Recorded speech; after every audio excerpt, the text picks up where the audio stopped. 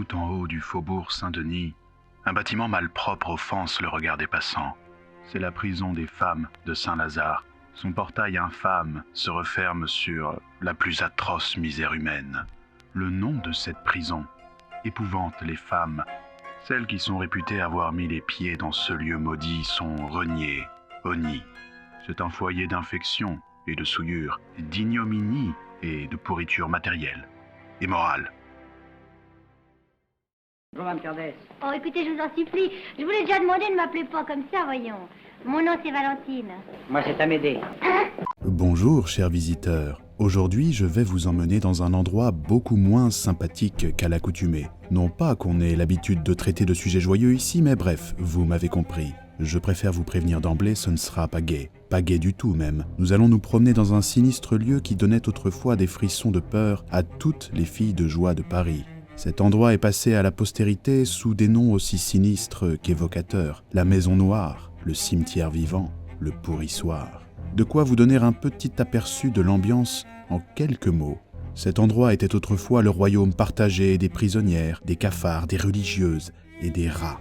Dans cette bâtisse, littéralement pourrie, aux murs suintant l'humidité, on trouvait des cachots ignobles et des cellules si sinistres que certaines d'entre elles sont passées à la postérité sous le nom de ménagerie, tant elles rabaissaient celles qui s'y trouvaient à l'état de bêtes sauvages. Mais j'arrête là mon verbiage pour entrer dans le vif du sujet. Mettons-nous en chemin vers la prison de Saint-Lazare.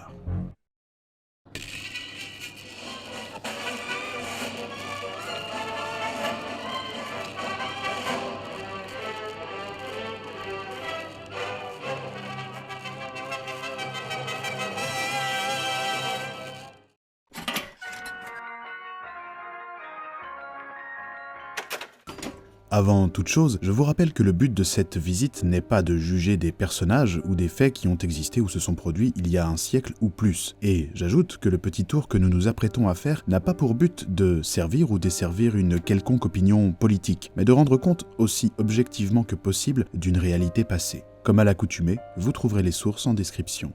Nous sommes à Paris, quelque part entre les dernières années du 19e siècle et les premières du 20e, sur le faubourg Saint-Denis, au niveau du numéro 107. Face à nous se trouve un bâtiment lugubre et vieillot. Il faut dire qu'il a plus d'un siècle et qu'il n'a pas été particulièrement bien entretenu ou rénové. Pour tout vous dire, la bâtisse est en si mauvais état qu'à peine quelques décennies après sa construction, on considère déjà que c'est une ruine insalubre qu'il faut raser avant qu'elle ne s'effondre toute seule. De temps en temps, on peut voir un drapeau français délavé flotter mollement au-dessus du porche d'entrée. Voici la prison de Saint-Lazare, qui n'a absolument rien à voir avec la gare du même nom, soit dit en passant. L'ironie du sort a voulu que, sur le fronton de la prison, on trouve la fameuse devise « Liberté, égalité, fraternité ». Ce n'est que la première ironie d'une longue série. On ne saurait être plus délicat.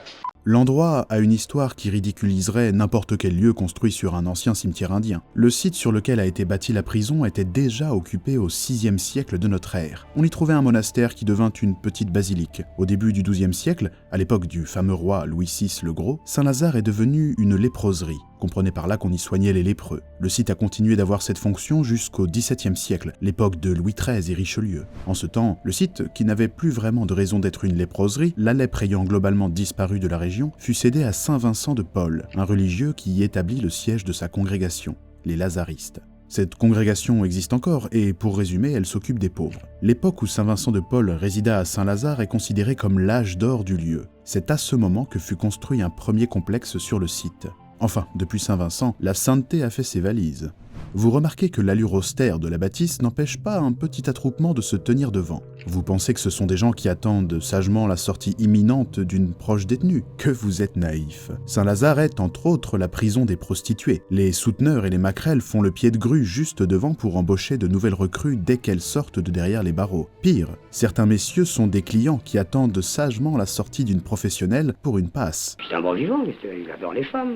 Il faut dire que Saint-Lazare n'est pas qu'une prison. C'est aussi un hôpital, mais un hôpital bien particulier puisqu'on y soigne exclusivement les femmes atteintes de syphilis, la maladie vénérienne mortelle incontournable du 19e et du début du 20e siècle. Or, avant d'être relâchées, les prostituées sont préalablement examinées par un médecin pour vérifier qu'elles sont saines et peuvent sortir. Aller attendre une fille devant la prison, c'est donc, techniquement, être sûr d'avoir une passe avec une prostituée qui n'est pas malade. J'ai bien dit techniquement, puisque dans les faits, il y a tellement de filles à contrôler que les visites peuvent être un peu bâclées. Bref, la foule devant Saint-Lazare n'est pas forcément celle qu'on croit.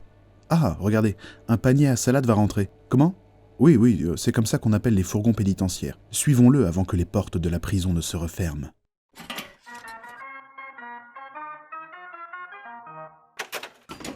Nous voici dans la cour d'honneur de la prison. On la surnomme la cour du déshonneur. C'est là que les détenus seront sortis des fourgons. Vous remarquez d'ailleurs que la plupart des femmes qui en sortent sont dans un drôle d'état. Je vais laisser à un témoin le soin de nous le décrire. L'ensemble des femmes était saisissant, laides pour la plupart, mais fardées, attifées avec des chignons proéminents, des robes aux couleurs voyantes. Les yeux de ces malheureuses, sombrement embusqués, disaient la fuite devant la poursuite policière, la lutte féroce, la fatigue d'y avoir finalement succombé. Vous l'avez compris, une partie des nouvelles arrivantes a eu maille à partir avec la police, notamment les prostituées. Il faut dire que les méthodes de la brigade des mœurs pour attraper les filles de joie sont assez singulières. Les différentes péripéties des femmes entre leur arrestation et leur arrivée en prison sont aussi très éprouvantes. Ceci dit, je ne reviendrai sur rien de tout ça puisque j'y ai déjà consacré une vidéo à laquelle je vous renvoie si vous voulez en savoir plus. Ah, vous entendez ? L'appel a commencé. Une à une, les prisonnières sorties du fourgon vont devoir se rendre à un guichet et décliner leur identité à un greffier qui notera diverses informations à leur sujet. Âge, taille, motif d'incarcération, nom et prénom des parents, lieu et date de naissance, etc. Je ne résiste pas à l'envie de laisser une détenue qui vient de débarquer vous dresser le portrait pas très flatteur du greffier qui l'interroge. Cet homme était le type accompli du fonctionnaire tel qu'on en voit dans tous les bureaux et toutes les administrations. Ces individus font corps avec les casiers, les tables et les divers accessoires autour desquels ils se meuvent. Leur visage et leur silhouette ne reflètent jamais la moindre originalité. Ils sont compassés, courbés, réglementaires, administratifs, rampants comme des laquais ou arrogants comme galonnés selon s'ils s'adressent à leurs supérieurs ou à leurs subordonnés. Leur cerveau ne pense qu'à travers celui de leur chef. Ces multiples obligations leur donnent l'aspect inintelligent et cafard qu'ils ont à peu près tous. Je ne ferai aucun commentaire sur l'éventuelle ressemblance de ce portrait avec celui de notre administration contemporaine. Une fois les papiers remplis par le greffier et les empreintes digitales relevées, les prisonnières sont sommées de déposer l'argent qu'elles ont sur elles. Le plus souvent, elles n'ont pas le temps de réagir qu'on vide leur sac à main sous leur nez et qu'on mette de côté les pièces et les billets. Vient ensuite la fouille. Le but est de prendre tous les objets interdits dans l'enceinte de la prison. Allumettes, cigarettes, tabac, argent, etc. On fait aussi attention à récupérer parfois les baleines de soutien-gorge, car certaines détenues les affûtent pour en faire des couteaux. La fouille à Saint-Lazare n'est pas très poussée, puisque, en principe, les femmes ont déjà subi une fouille approfondie avant d'arriver là. Mais on ne va pas se mentir, beaucoup de choses passent au travers de la vigilance des fouilleuses, puisque les prisonnières regorgent d'idées pour cacher tout un tas de choses sur elles ou dans leurs vêtements. Pardon ? Oui, les femmes arrivent en prison avec leurs vêtements de ville, mais je vois que le groupe de prisonnières continue d'avancer. Nous reviendrons sur le point de l'uniforme en temps voulu. Suivons plutôt les nouvelles arrivantes. Le nombre global de détenus est variable. Il gravite autour du millier et peut augmenter ou diminuer de quelques centaines selon les gouvernements et les politiques en place. S'il y a plus de répression envers les prostituées, la prison se remplit. Et si à l'inverse le gouvernement est plus tolérant, elle se vide, comme une paire de gouilles en été. Pardon ? Oui, des gouilles, des flaques, des mares, quoi. C'est un mot savant. J'en connais comme ça des quantités. Ceci dit, les arrivages à Saint-Lazare sont quotidiens, et la population carcérale est sans cesse renouvelée au gré des départs et des arrivées. Mais on peut sans peine dire que chaque année, ce sont des milliers de femmes qui font un séjour plus ou moins long par Saint-Lazare. Et ce séjour commence officiellement maintenant.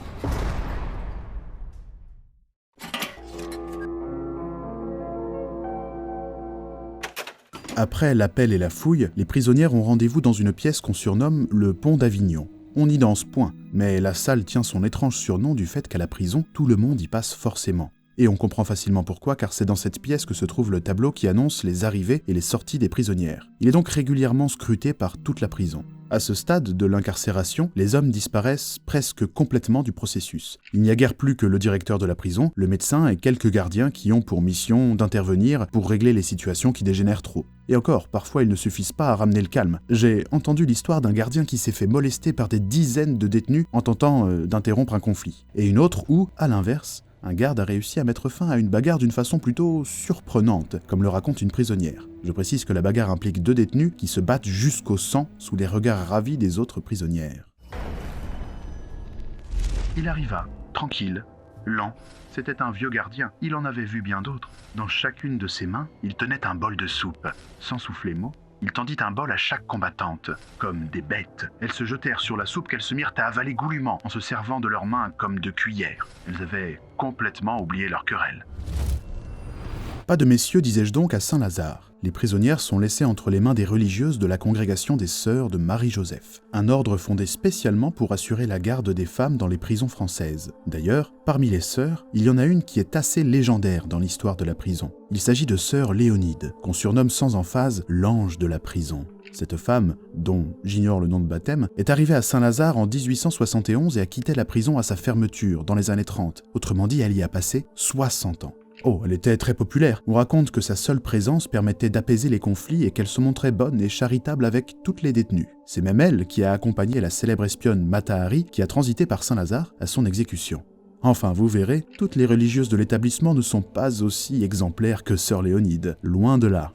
À l'issue du passage par le pont d'Avignon, les filles seront orientées dans les différents quartiers de la prison, selon leur statut. Il faut dire que Saint-Lazare est un établissement pénitentiaire un peu particulier et n'est pas fait pour purger de longues peines. N'y restent que les femmes qui attendent un jugement ou celles qui sont condamnées à des peines de moins d'1 an. Il y a même des filles qui sont là pour purger des peines très courtes de quelques jours à peine. Elles sont d'ailleurs surnommées dans le jargon de la prison les filles de 4 jours. La plupart du temps, ce sont des prostituées qui multiplient les courtes peines.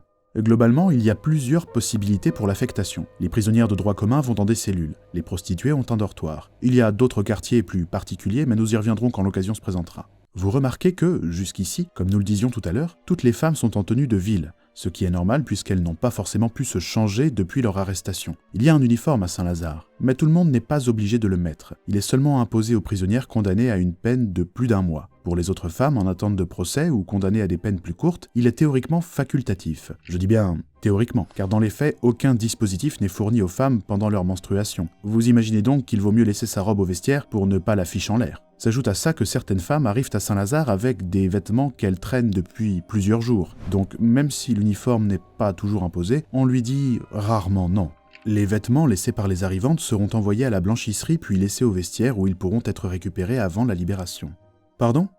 Ah oui, l'uniforme. Eh bien, il a varié au cours du temps, mais retenez qu'il est basiquement constitué d'une robe en toile assez grossière qui est changée 1 fois par semaine, même en période de menstruation. À cette robe s'ajoute un bonnet noir ou blanc. Le blanc est réservé aux filles syphilitiques. Il n'y a pas de règlement en ce qui concerne le port du bonnet. Chaque détenue peut donc le porter comme elle veut, selon son goût. Quelle coquetterie! C'est peut-être pas très élégant, mais au moins vous n'attraperez pas de mal. Mais revenons à notre arrivage de détenus. Une fois toutes les formalités d'entrée faites, elles passeront leur première journée de prisonnières à ne rien faire, à part s'ennuyer et se familiariser avec les cellules infectes dans lesquelles elles se retrouveront à passer les prochains jours, semaines ou mois. En fait, le programme de la journée des détenus est millimétré, et les arrivantes, au lieu de prendre le train en marche, attendent qu'une nouvelle journée commence pour intégrer le quotidien de la prison. D'ailleurs, ce quotidien, à quoi ressemble-t-il? Comment s'occupent les détenus? Que font-elles de leur temps libre? Vous serez probablement décontenancé en découvrant tout ce qui se passe derrière les murs de Saint-Lazare.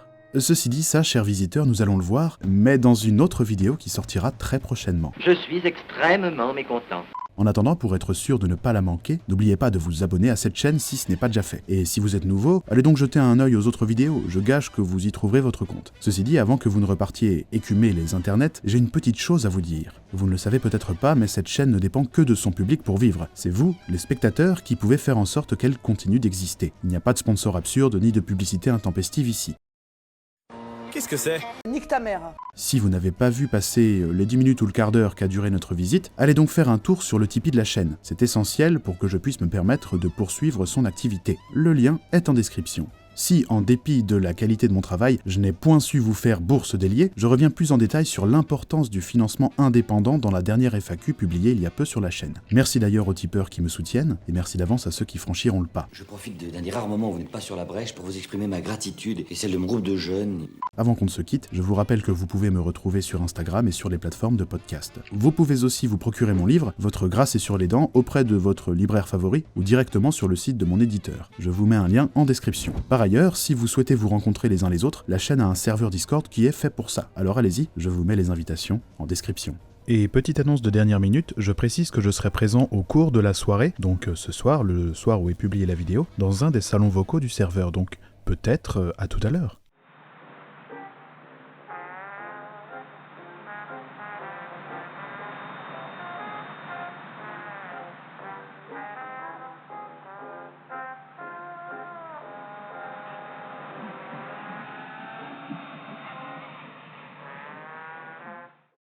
Et maintenant, mes chers amis, il fait froid, vous risquez de prendre mal.